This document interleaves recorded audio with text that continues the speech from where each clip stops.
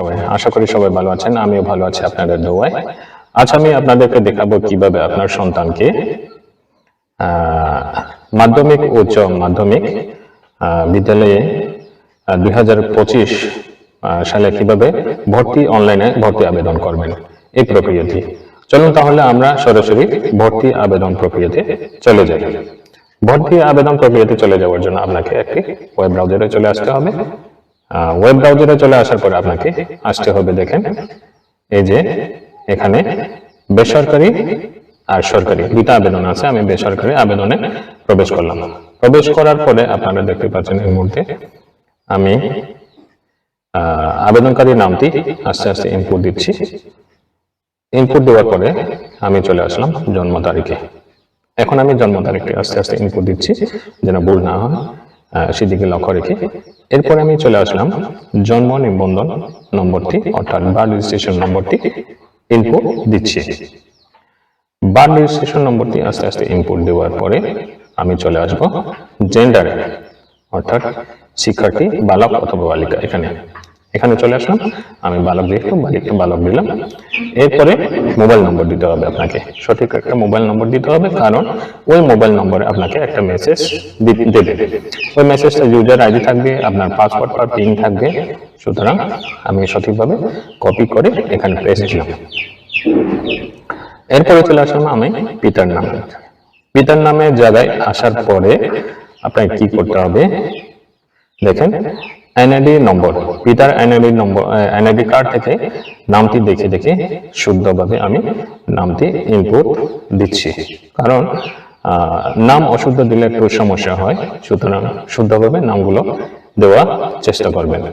এরপরে আমি চলে আসবো এনআইডি নম্বর, অর্থাৎ এনআইডি কার্ডের যে নম্বরটি আছে ওই এনআইডি নম্বরটি আস্তে আস্তে আমি সঠিকভাবে ইনপুট দিচ্ছি। এরপরে আমি চলে আসবো কোথায়, মায়ের নামে।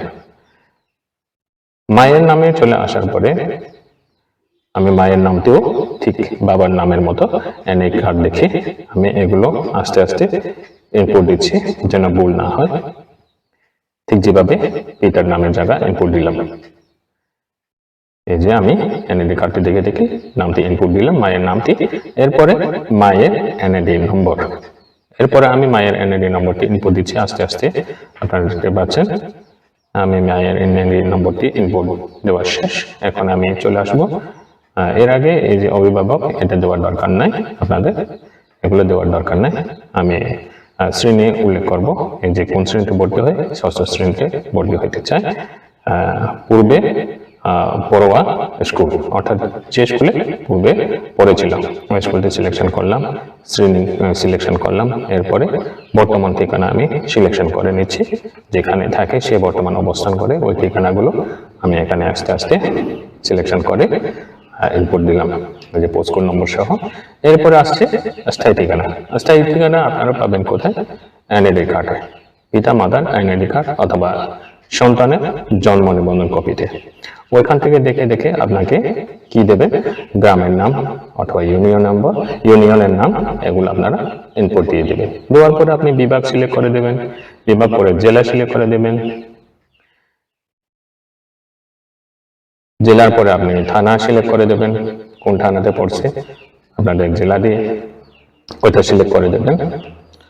এরপরে পোস্টকোড নম্বরটি আপনি এনআইডি কার্ড দেখে দেখে পোস্টকোড নম্বরটি ইনপুট করে দেবেন। এখন আপনার কাজ শেষ। এখন চলে আসবেন নিচে, অর্থাৎ কোন ভার্সনে আপনি পড়তে চান। আমরা বাংলা ভার্সনে আবেদন দিলাম। বাংলা ভার্সনে আবেদন দেওয়ার পরে এখন আমরা স্কুল সিলেকশন করব, কোন জেলা আসবো, বামন সদর জেলা স্কুল সিলেকশন করব। এই যে বিদ্যালয়ের তালিকা আপনারা দেখতে পাচ্ছেন। এরপরে আমি বিদ্যালয়ের নাম, দুইটি বিদ্যালয়, অন্ততপক্ষে সর্বনিম্ন দুইটি বিদ্যালয় নাম সিলেকশন করলাম। সিলেকশন করার পরে আপনি আসবেন ছবিতে, চুজ দা পিকচার। অলরেডি আমি 300x300 100 কেবিতে একটি ছবি রেডি করে রেখেছি, অর্থাৎ রিসাইজ করে রেখেছি। এই ছবিটি আমি সিলেকশন করব, করার পর ওপেন দিলাম। ওপেন দেওয়ার পরে ছবিটি চলে আসলো। এখন আমি এখানে একটি চেক মার্ক দেব। চেক মার্ক দেওয়ার পর সাবমিট বাটনে আমি ক্লিক করলে সাকসেসফুল ভাবে আবেদনটি সাবমিট হয়েছে। এখানে ক্লিক করলে আবেদন ডাউনলোড হবে, এখানে ক্লিক করলেও ডাউনলোড হবে। এখন কি করবেন দেখেন, এই যে আপনি এখন দেখতে পাচ্ছেন ডাউনলোড।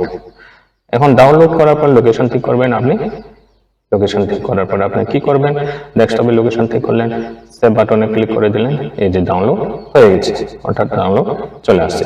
এটিকে আপনি ক্লিক করলে ওপেন হয়ে যাবে। এরপরে আপনার কাজ কি, ওই ইউজার আইডি দিয়ে, এই যে ইউজার আইডি দিয়ে আপনাকে কি করতে হবে, ইউজার আইডি দিয়ে আপনাকে কনফার্মেশন করে নিতে হবে, অর্থাৎ পেমেন্ট দিতে হবে। পেমেন্ট দেওয়ার জন্য আপনি কি করবেন, দেখেন পেমেন্ট দেওয়ার পরে আমি এই যে পেড অপশনটি চলে আসলো, মোবাইল দিয়ে পেমেন্ট দিতে হবে। এরপরে আমি ডাউনলোড অপশনে চলে আসলাম, ডাউনলোড করার পর আবার সেভ করে নিলাম, সেভ করে নেওয়ার পরে এই যে আপনি ওপেন করলে এটি পেইড হয়ে যাবে।